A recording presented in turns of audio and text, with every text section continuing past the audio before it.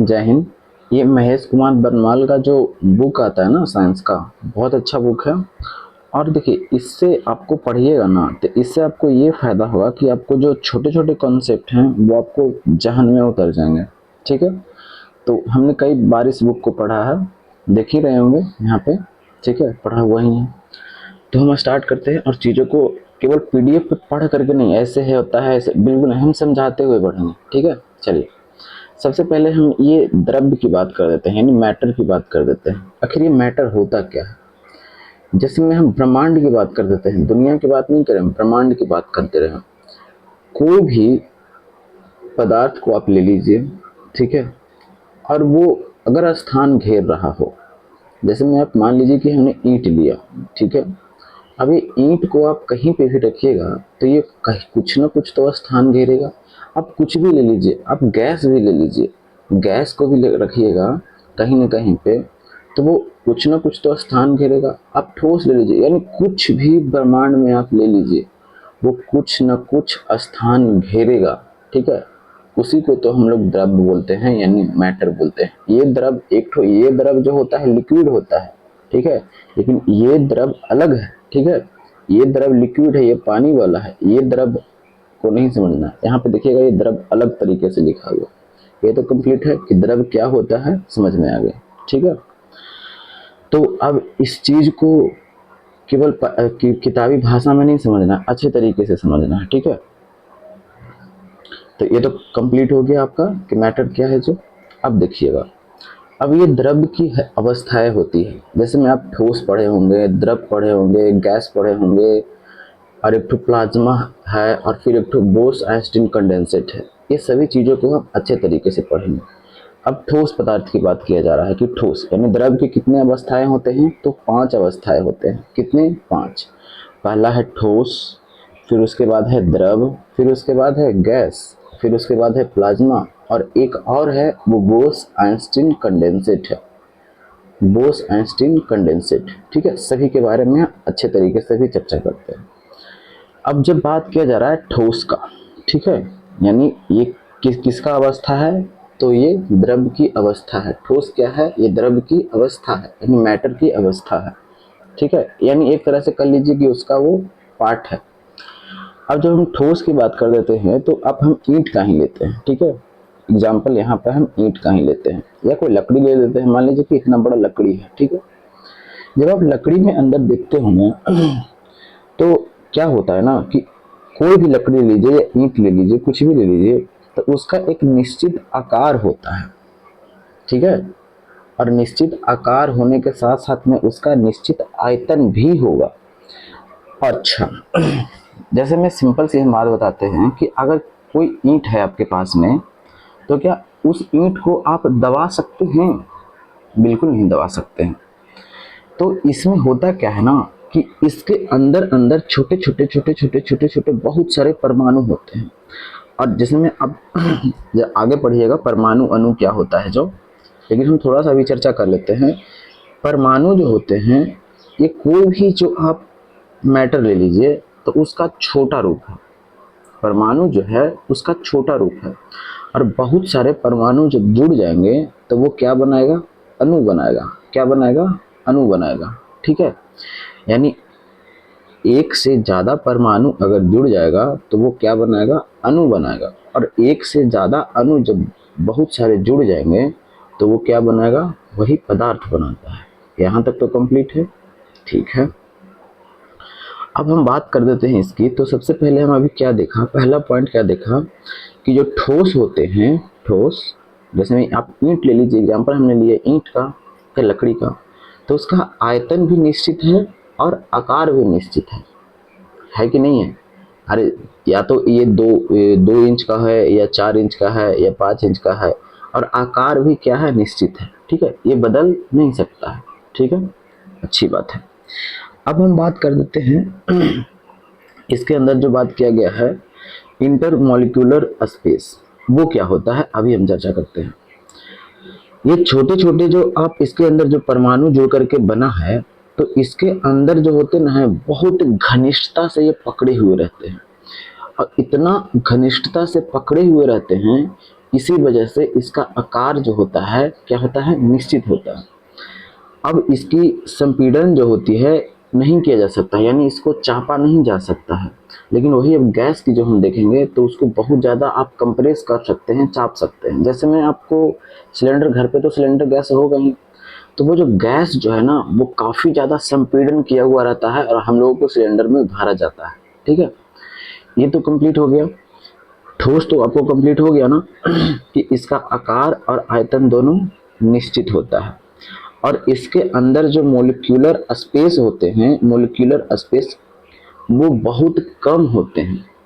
कैसे? क्योंकि ये इतने ज़्यादा घनिष्ठता से अंदर चिपके हुए रहते हैं कि उसके अंदर खाली स्थान बहुत कम होता है। ठीक है, आप लकड़ी ही ले लीजिए या ईंट ले लीजिए, उसके अंदर खाली स्थान बहुत कम होता है। ठीक है, चलिए। और लेकिन इंटरमोलिक्यूलर फोर्स जो होता है, अंतराण्विक बल जो होता है वो बहुत ज़्यादा होता है, तब तो वो एक दूसरे से चिपके हुए हैं। अगर अंतराण्विक बल बहुत कम रहता तो चिपकते नहीं, जल्दी टूट जाते। ठीक है, तो इसीलिए ठोस का जो होता है, ठोस का सबसे पहली बात क्या है कि आकार और आयतन निश्चित होता है। ठीक है, और इसको संपीड़न नहीं किया जा सकता, यानी चापा नहीं जा सकता है। और इसके अंदर जो खाली स्थान होते हैं वो बहुत कम होते हैं। ठीक है, समझ में आ रहा है कि नहीं आ रहा? ठीक है, आगे देखते हैं। अब अगले पे चर्चा करते हैं। आगे क्या बोला गया है, अब द्रव के बारे में हम चर्चा कर देते हैं, यानी द्रव क्या है। ठीक है, ठोस तो कंप्लीट हो गया कि ठोस क्या है, तो हम द्रव की बात कर देते हैं। अब जैसे में हमने यहाँ पे क्या पढ़ा ठोस में, इसमें यहाँ पे देखिएगा एक चित्र भी बनाया गया है। अब जब आप चित्र बनाया गया है तो इसमें आप देखिएगा कि ये है खाली स्थान और ये है द्रव का खाली स्थान। तो आप खुद देख रहे हैं यहाँ पे कि खाली स्थान ज़्यादा किसमें है, तो आप सिंपल से कह सकते हैं कि ठोस में खाली स्थान कम है लेकिन द्रव में खाली स्थान ज़्यादा है। तो खाली स्थान भाई ठोस में कम है तो इसके अंदर जो अंतराण्विक बल है वो ज़्यादा लगा हुआ है, यानी कस के एक दूसरे की ओर खींच रहा है, तब तो यहाँ पे आपको खाली स्थान कम देखने को मिल रहा है। लेकिन वही जब हम ठोस में जा रहे हैं, सॉरी ये द्रव में जा रहे हैं, तो द्रव में देख रहे हैं कि अंदर जो स्पेस है, मॉलिक्यूलर स्पेस है, वो आपको ज़्यादा देखने को मिल रहा है। अच्छा, ज़्यादा देखने को मिल रहा है यानी खाली स्थान ज़्यादा देखने को मिल रहा है, तो इसका सिंपल सा लॉजिक है कि यानी उसके अंतराण्विक बल जो होगा कम लगा हुआ है, यानी एक दूसरे की ओर कम खींच रहा है, ज़्यादा ताकत से नहीं खींच रहा है। तो यहाँ से आप साफ साफ कह सकते हैं कि जो द्रव का जो होता है, द्रव का जो अंतराण्विक बल जो होता है ये ठोस से क्या होता है, कम होता है, ठोस से कम होगा। और लेकिन मॉलिक्यूलर स्पेस जो होगा वो ठोस से ज़्यादा है। देखिए, रटना नहीं, बिल्कुल नहीं रटना है, चीज़ों को समझते हुए बढ़ना है। यहाँ तक तो कंप्लीट हो गया ना।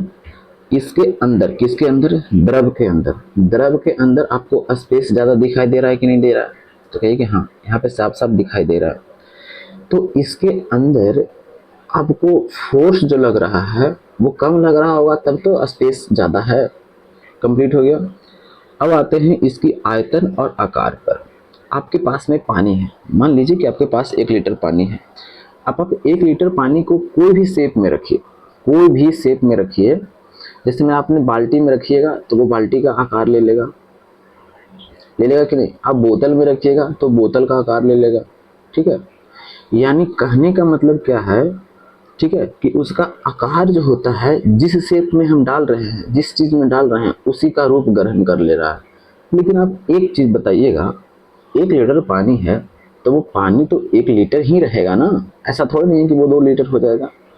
तो यहाँ से आपको साफ साफ पता चल रहा है कि जो ये द्रव है, ये द्रव का आयतन जो है वो आयतन क्या है, आपका निश्चित है, लेकिन आकार जो है वो बदल जा रहा है।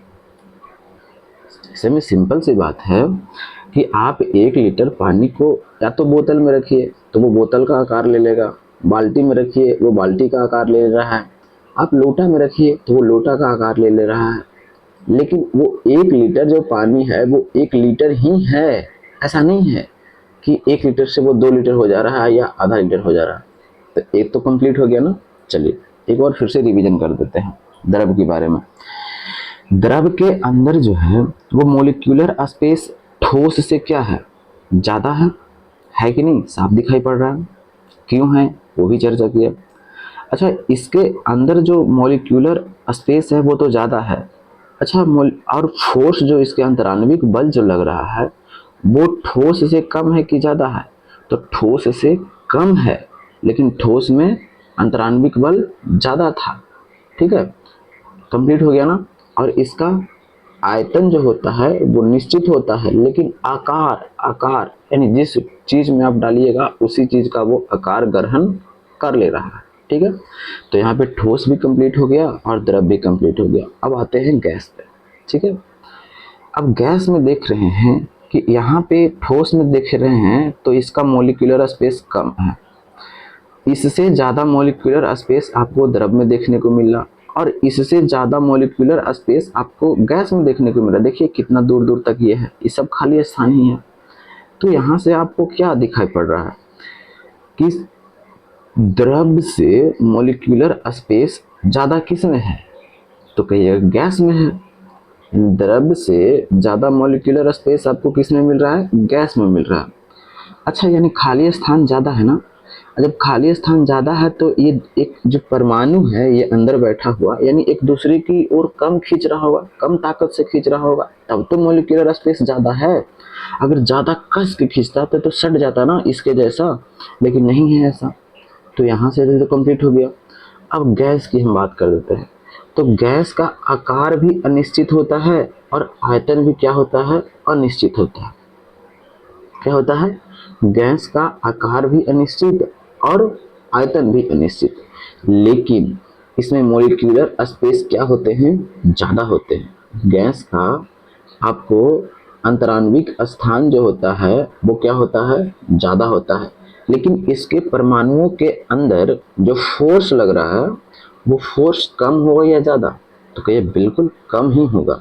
क्यों कम होगा, क्योंकि स्पेस इतना ज़्यादा है कि स्पेस ज़्यादा है। क्यों ज़्यादा है, क्योंकि वो फोर्स कम लगा रहा है, यानी एक दूसरे की ओर कम खींच रहा है, इसीलिए स्पेस ज़्यादा है। तो यहाँ पे आपको तीनों चीज कंप्लीट हो गया। ठोस भी हमने पढ़ लिया, द्रव भी पढ़ लिया और गैस भी पढ़ लिया।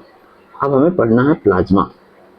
अब ये प्लाज्मा क्या होता है, देखिएगा परिभाषा तो कई जगह पे दिया गया है, बट हम आपको आसान भाषा में समझाएंगे। यहाँ तक तो लड़कों को समझ में आता है ठोस, द्रव, गैस, लेकिन प्लाज्मा में थोड़ा सा फंस जाता है। अब हम प्लाज्मा बताते हैं। प्लाज्मा जो है ना, जैसे में आप कोई भी परमाणु लेते हैं, कोई भी आप परमाणु ले लीजिए। ठीक है, मान लें कि ये हमने परमाणु ले लिया, और आप जानते हैं कि परमाणु के नाभिक में प्रोटॉन और क्या होते हैं, न्यूट्रॉन होते हैं। न्यूट्रॉन पर कोई चार्ज नहीं होता है, लेकिन प्रोटॉन पर पॉजिटिव चार्ज होता है। और बाहर जो कक्षा जो है, ये इस कक्षा में इलेक्ट्रॉन जो होते हैं चक्कर लगाते रहते हैं। क्या होते हैं, इलेक्ट्रॉन जो होते हैं ये बाहर कक्षा में ऐसे ऐसे घूमते रहते हैं। अब क्या होगा कि इसको टेम्परेचर दीजिए, बहुत ज़्यादा टेम्परेचर दीजिए, बहुत ज़्यादा। ठीक है, जब बहुत ज़्यादा टेम्परेचर दीजिएगा तब ये इलेक्ट्रॉन जो है ये तो पहले से घूम रहा ही था, और इलेक्ट्रॉन पर नेगेटिव चार्ज होता है। ये अपने कक्षा में इतना तेजी से घूमेगा, इतना तेजी से घूमेगा कि एक समय ऐसा स्थिति आएगा कि इलेक्ट्रॉन अपने कक्षा छोड़ करके बाहर भाग जाएगा। समझ रहे हैं ना। आप किसी परमाणु को इतना टेम्परेचर दीजिए, इतना ज़्यादा टेम्परेचर दीजिए कि एक समय ऐसा स्थिति आएगा कि इलेक्ट्रॉन जो है अपनी बाहरी कक्षा को छोड़ करके बाहर भाग जाएगा। यानी यहाँ से नेगेटिव चार्ज क्या हो गया, निकल गया। अब नेगेटिव चार्ज बाहर निकल करके घूम रहा है। ठीक है, बहुत ज़्यादा इसमें नेगेटिव भरा हुआ है। अब अंदर ये जो परमाणु है इसमें बचा क्या रह गया भाई, तो बचा रह गया दोस्त केवल और केवल अभी इसमें पॉजिटिव चार्ज जो है परमाणु बचा हुआ रह गया, क्योंकि न्यूट्रॉन पर तो कोई आवेश नहीं है। अब ये हो गया पॉजिटिव, और जो नेगेटिव जो था वो तो क्या हो गया, निकल गया। जैसे में नॉर्मल कंडीशन की अगर हम बात कर देते हैं, नॉर्मल कंडीशन में कोई भी गैस अगर हम लेते हैं तो उसमें होता क्या है कि आपको नाभिक में प्रोटॉन और न्यूट्रॉन रहते हैं। न्यूट्रॉन पर नो चार्ज रहता है और प्रोटॉन पर पॉजिटिव रहता है और इलेक्ट्रॉन पर नेगेटिव रहता है। इसीलिए ये परमाणु क्या होते हैं, उदासीन होते हैं। जितना आपको प्रोटॉन होगा उतना ही आपको इलेक्ट्रॉन होगा, इसलिए वो आपको उदासीन होते हैं। लेकिन प्लाज्मा में ऐसा नहीं है। प्लाज्मा में ऐसा बिल्कुल नहीं, क्योंकि इसको इतना टेम्परेचर दे चुके हैं कि इलेक्ट्रॉन जो है अपनी कक्षा को बाहर छोड़ करके निकल चुका है। ठीक है, अब सिंपल सा एक हम एग्जांपल देकर के समझाते हैं आपको। जैसे आप मान लीजिए कि एक कमरा है, ठीक है, इस कमरा में 10 गो बॉय हैं और 10 गो गर्ल है।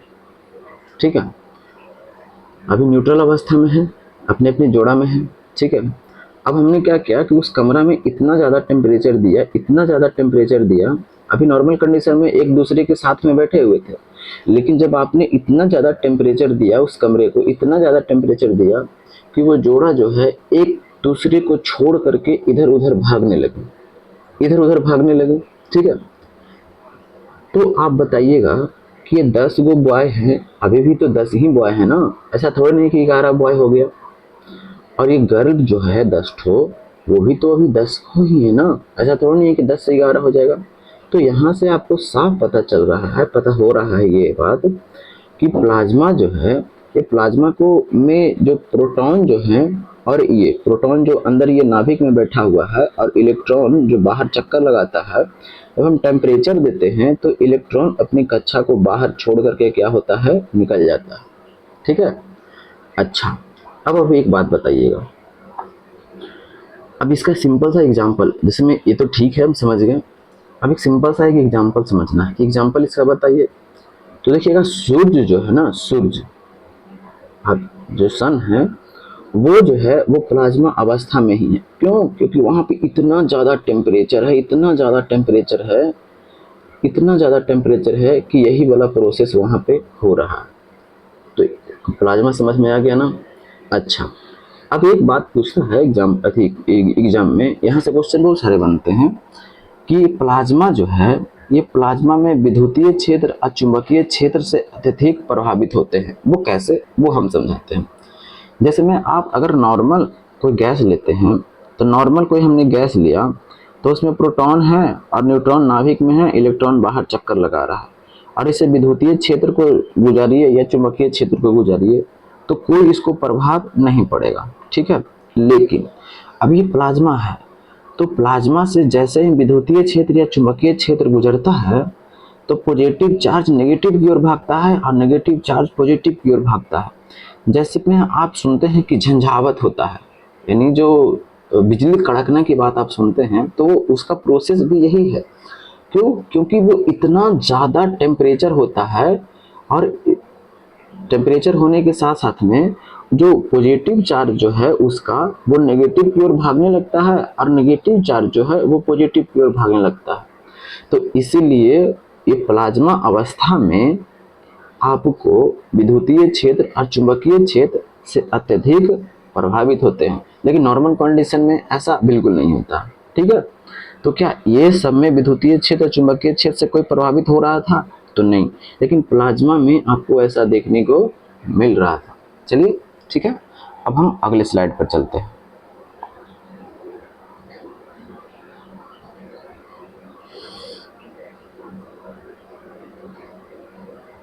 गैस के बारे में हम अभी चर्चा कर लिए थे।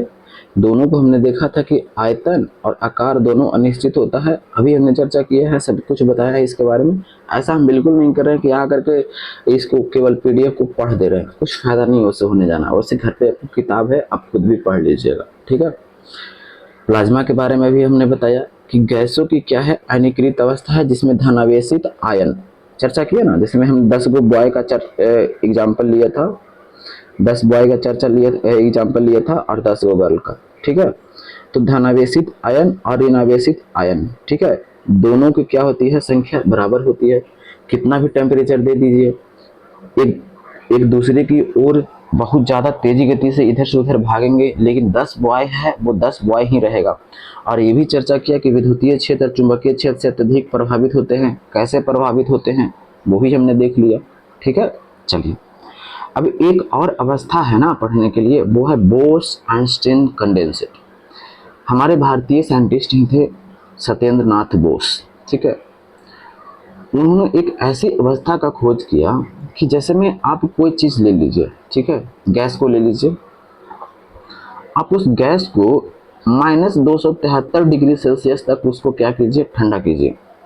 हमने कोई गैस लिया, और उस गैस को क्या किया कि -273, जैसे में 0 डिग्री सेल्सियस पर तो बर्फ जम जाता है, अब -273 डिग्री, समझ रहे हैं ना, -273 डिग्री सेल्सियस पर जब इसको आप गर्म कीजिएगा तो एक ऐसा कंडीशन आएगा, कल्पना किया गया है, अभी पॉसिबल नहीं है बट कल्पना किया गया है कि जब आप इसको इतना ज़्यादा ठंडा कीजिएगा ना कि वो एक दूसरे में समाहित हो जाएगा, मतलब कि एक हो जाएगा, और इसके अंदर जो ऊर्जा होगा वो क्या होगा, लगभग लगभग खत्म हो जाएगा। ठीक है, और ये बात बताए थे कौन, तो ये बात बताए थे सत्येंद्र नाथ बोस। और ये बात बताने के क्रम में ही एक व्यक्ति थे, बहुत महान व्यक्ति हैं, साइंटिस्ट, अल्बर्ट आइंस्टीन।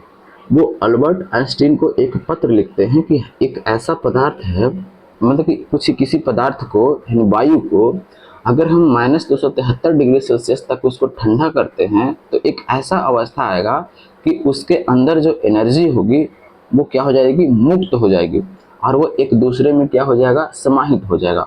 एक कल्पना किया गया है। ठीक है, तो फिर उसके बाद में ये अल्बर्ट आइंस्टीन जो थे, एक प्रेस, यानी क्या उस टाइम तो प्रेस वगैरह तो उतना था नहीं, लेकिन एक निकालते हैं अपना बुक कहिए या फिर कुछ भी निकालते हैं, और उसमें ये बोस आइंस्टीन कंडेंसेट के बारे में चर्चा करते हैं। ठीक है, और उसी घड़ी से इसका नाम पड़ गया क्या, बोस आइंस्टीन कंडेंसेट। कंप्लीट हो गया ना। 5 अवस्था अभी हमने पढ़ा, ठोस पढ़ा, द्रव पढ़ा, गैस पढ़ा, फिर एक ठो प्लाज्मा पढ़ा, और फिर एक ठो हमने क्या पढ़ा, ये बोस आइंस्टीन कंडेंसेट पढ़ा। ठीक है, बस अब हम देखते हैं ये गलनांक क्या होता है, मेल्टिंग क्या होता है। जैसे में अभी आपके पास में कोई ठोस चीज़ है, मैं आप मान लीजिए कि आपके पास में बर्फ़ है, और इस बर्फ़ को आपको गला रहे हैं। ठीक है, तो आपको गलाने के लिए क्या करना पड़ेगा, इसमें आपको हीट देना पड़ेगा। जब आप हीट दीजिएगा ना, यानी टेम्परेचर इसमें दीजिएगा, तो एक वैसा कंडीशन आएगा जिस टेम्परेचर पर ये गलने लगेगा। ठीक है, तो वही जिस टेम्परेचर पर ये गलने लगेगा ना, उसी को हम लोग बोलते हैं मेल्टिंग पॉइंट। उसको हम लोग क्या बोलेंगे दोस्त, तो मेल्टिंग पॉइंट बोलते हैं। ठीक है, जैसे अपने आप कोई बर्फ़ लिए हैं और उसमें आपको टेम्परेचर दे रहे हैं, तो वैसा टेम्परेचर एक होगा कि जहाँ से वो गलना स्टार्ट कर देगा। तो सिंपल सी बात है, यहाँ पे याद रखिएगा कि मेल्टिंग पॉइंट होता क्या है। तो मेल्टिंग पॉइंट होता ये है कि कोई आपके पास में क्या है, बस एक सेकंड थोड़ा सा रुकिएगा दोस्त।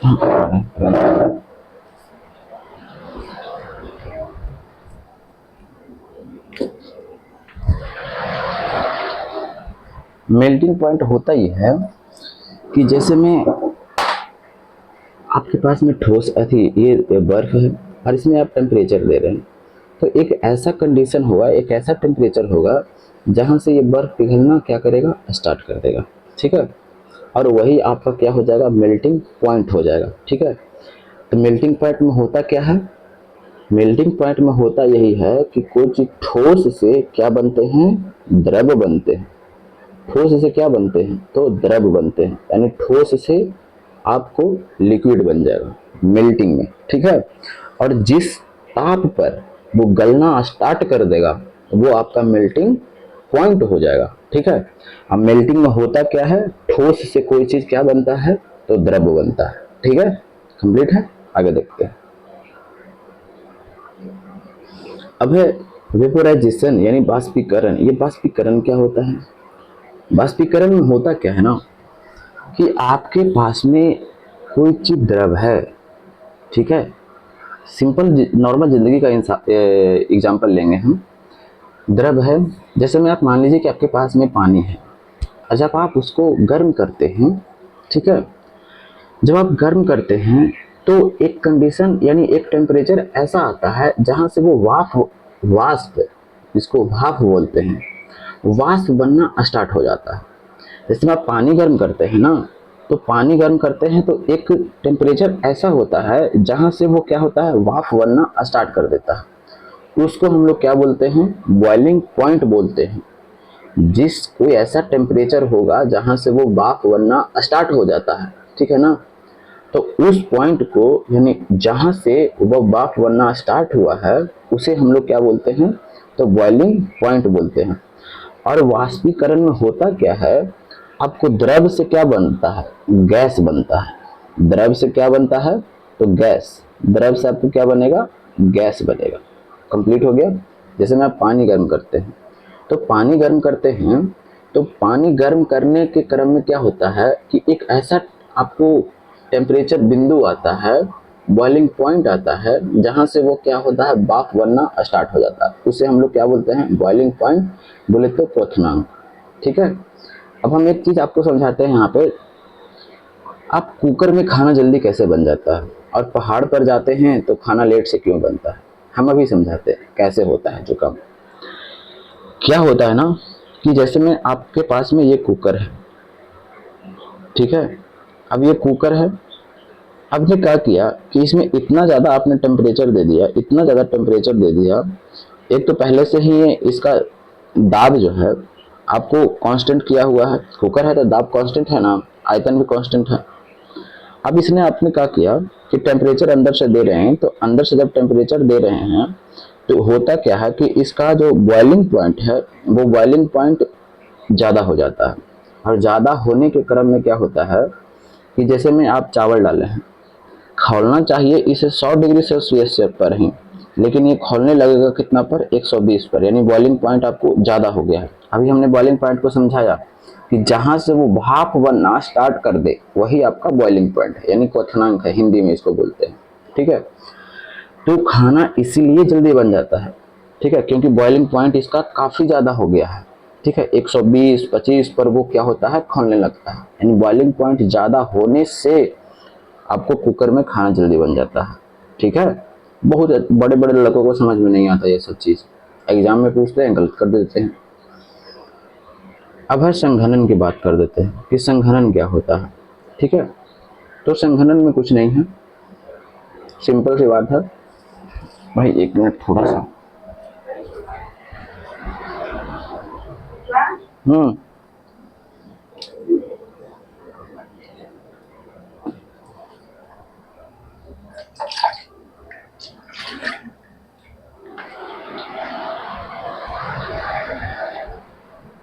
मम्मी आई हुई थी। अब देखिएगा, संघनन की बात हम करते हैं। ठीक है। तो संघनन सिंपल सी बात है, आपने ये पढ़ा, मेल्टिंग पॉइंट पढ़ा, मेल्टिंग पढ़ा, वेपराइजेशन पढ़ा, संघनन पढ़ते हैं, काफ़ी नॉर्मल है ये चीज़। संघनन में होता क्या है कि गैसीय अवस्था से आपको द्रव अवस्था में बनता है। समझ में नहीं आ रहा, हम समझाते हैं आपको। गैसीय अवस्था से द्रव अवस्था में बनता है, समझ में नहीं है, अभी हम समझाते हैं। आपके पास में जैसे में मान लीजिए कि ये तलाई है, झील है, और झील से जैसे में अब सन की किरणें यहाँ पे पड़ रही है, तो सन की किरणें जब पड़ रही है, सूरज की किरणें पड़ रही है, तो ये पानी है। और ये पानी जो होगा बाष्पीकरण हो करके आपको ऊपर में क्या उठेंगे, भाप बन करके उठेंगे। तो भाप एक तरह से क्या है, गैस है। और वो क्या होगा कि ऊपर जब उठेंगे दोस्त, तो ऊपर जैसे ही हम जानते हैं कि ऊपर वही उठता है जिसका वजन कम होता है। और भाई ये ऊपर क्यों उठ रहा है, यानी वजन इसका कम है, इसीलिए वो ऊपर उठ गया। यानी टेम्परेचर आप दे रहे हैं कहीं पे भी, तो वो भाप बन जा रहा है। भाप बनने के क्रम में एक तरह से वो गैस है, और वो गैस ऊपर चला गया, यानी बादल जा करके बन रहा है। और वो ऊपर क्यों गया, क्योंकि इसके पास में वजन कम है, और वजन कम है इसीलिए वो ऊपर चला जाता है। और आप ये जानते हैं कि हम ऊपर जितना जाते हैं वो टेम्परेचर क्या होता है, कमते जाता है। और टेम्परेचर कमने के क्रम में क्या होता है, वो एक दूसरे की ओर संघनित होते हैं। और यही भाप जो है एक दूसरे की ओर संघनित हो जाते हैं, और फिर उसके बाद में क्या होते हैं, संघनित हो गए हैं, और टेम्परेचर भी ऊपर क्या हो गया है, कम गया है। तो कम गया है, और फिर उसी क्रम में क्या होता है, अब ये भाप है, और फिर अब जानते हैं कि फिर उसके बाद में जब इकट्ठा हो गया, बहुत सारे आपके भाप इकट्ठा हो जाएंगे तो वजन तो हो जाएगा ना उसमें। जैसे में बहुत सारे भाप ऊपर उड़ करके गए हैं, ठीक है, और भाप वजन में कम है इसीलिए वो ऊपर उठ गया, और बहुत सारे भाप इकट्ठा हो गए। तो इकट्ठा होने के क्रम में क्या होगा, वो थोड़ा भारी होगा पहले से, और वो जो है वो वर्षा के रूप में आपको पानी बरसा देते हैं जमीन पर। तो यही है आपका संघनन। तो संघनन में क्या होता है, गैस अवस्था से द्रव अवस्था में बदलता है। किस में बदलता है दोस्त, तो गैस अवस्था से द्रव में बदलता है, ठीक है। और जैसे ये चीज भी दिया गया है कि ऊष्मा का त्याग और ताप स्थिर रहता है, बहुत सारी चीज है इसमें पढ़ने के लिए, लेकिन ये अभी हम समझाएंगे ना तो बहुत सारे लड़कों को पता नहीं चल पाएगा, ठीक है। तो थोड़ा और इसके बारे में जान लीजिएगा, उसके बाद हम आपको समझाएंगे। अब हम बात पढ़ते हैं ये वाला, फ्रीजिंग यानी जमना। ये तो और भी आसान है। जैसे में आप क्या करते हैं कि आपके पास में कोई द्रव है तो फ्रीज में आप जा करके रख देते हैं, ठीक है, तो वो बर्फ बन जाता है, जम गया, बस उसी को हम लोग क्या बोलते हैं, हिमीकरण, ठीक है। हिमीकरण उसी को बोलते हैं, यानी द्रव अवस्था से ठोस अवस्था में बदलना ही क्या कहलाता है, हिमीकरण, यानी जम जाएगा, ठीक है।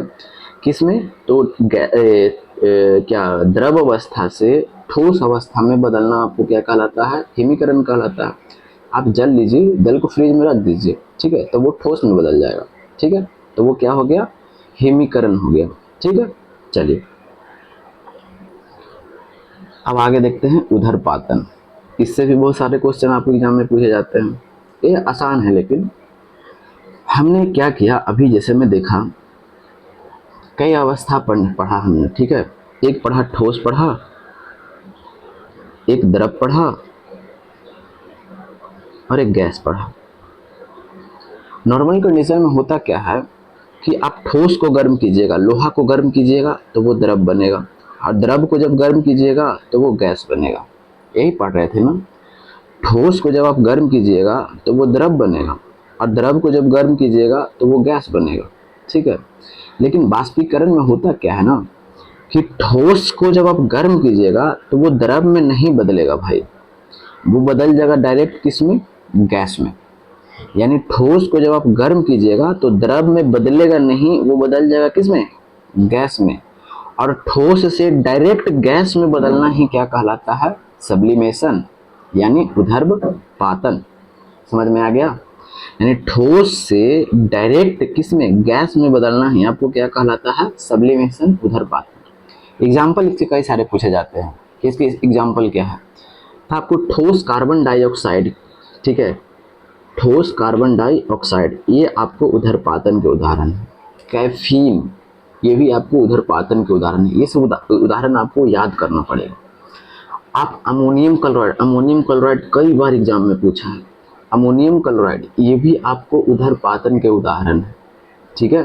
तो ये सब चीज आपको एग्जाम्पल याद करना पड़ेगा, ठीक है। उधर्वपातन भी कंप्लीट हो गया। ऐसा तो नहीं है ना कि हमने आपको लाइन बाय लाइन पढ़ करके बताया, लाइन बाय लाइन तो भाई आप खुद पे घर पे भी पढ़ सकते हैं ना। हमने यहाँ पे आपको चीज़ों को समझाने की कोशिश किया है, ठीक है। अब एक और है निक्षेपण, कि निक्षेपण क्या होता है। तो निक्षेपण भी बहुत आसान है, ठीक है, ये भी कोई भारी नहीं है। अब देखिएगा निक्षेपण के बारे में जानते हैं। हमने अभी सब्लिमेशन में क्या देखा कि ठोस से डायरेक्ट किस में बदलता है, गैस में, उसको हम लोग क्या बोलते हैं, उधर्वपातन।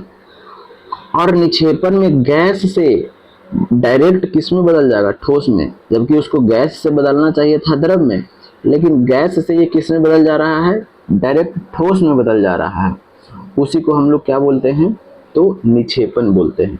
जैसे में आप जानते हो कि जो बर्फ गिरता है, बर्फ जब वर्षा होती है तो बर्फ गिरता है, तो देखिएगा अभी हमने चर्चा क्या किया, अभी चर्चा किया ना कि कोई झील है, वेपोराइजेशन होकर के भाप ऊपर उठा, तो अभी ये गैस की अवस्था में है, और गैस की अवस्था में है, और ये गैस की अवस्था से डायरेक्ट आपको बर्फ के गोले गिर रहे हैं, तो गैसीय अवस्था से ये तो ठोस में बदला हुआ है ना, अरे बर्फ गिर रहे हैं तो वो ठोस ना है जी, बर्फ। तो गैस अवस्था से किस में बदल रहा है, ठोस में, तो उसी को हम लोग क्या बोलते हैं, निक्षेपण बोलते हैं। ठीक है। अगर गैसीय अवस्था से आपको द्रव अवस्था में बदल जाता है तो उसको संघनन बोल रहे थे। ठीक है। लेकिन गैसीय अवस्था से ठोस में बदल रहा है उसको हम लोग निक्षेपण बोलेंगे। ठीक है, कंप्लीट हो गया ना। तो यहीं तक अभी रखते हैं और बाकी अगले स्लाइड में हम आपको लेकर के आएंगे। ठीक है, क्योंकि वीडियो बहुत ज़्यादा लंबा हो जाता है फिर। तो बताइएगा सेशन के बारे में समझ में आ रहा है या नहीं आ रहा है। समझ में आ रहा है तो बताइएगा। ठीक है, तो जय हिंद, जय भारत।